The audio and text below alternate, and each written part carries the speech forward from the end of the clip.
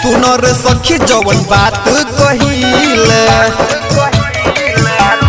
हाँ हाँ रहे यार आइल बासों में मिले सुनर सखी जवन बात कहिले हमरो लगनी फुट फुट के हो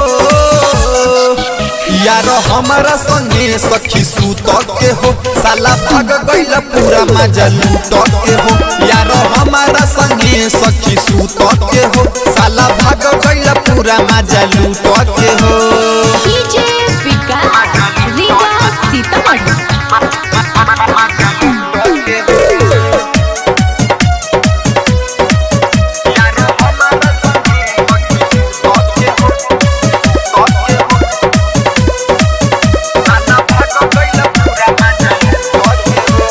कहलस तुआ बन रानी दहिया पे चढ़ के हमरा कैले पानी पानी हाँ हाँ फोन पे कहलस तुआ बन रानी दहिया पे चढ़ के हमरा कैले पानी पानी हम पूरा नाच देले सूट सलवार के हो यार हमारा संगे सखी सूत के हो साला भाग गइल पूरा मजा लूट के हो यार हमारा संगे सखी सूत के हो साला भाग गइल पूरा मजा लूट के हो डीजे विकास रीगा सीतामढ़ी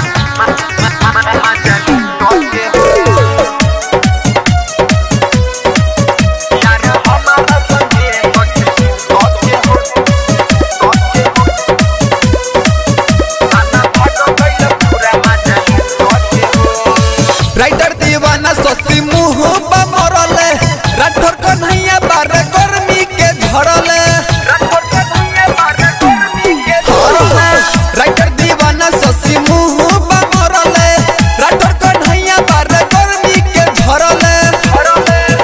अमीर जोबन कैले लालची हुट के हो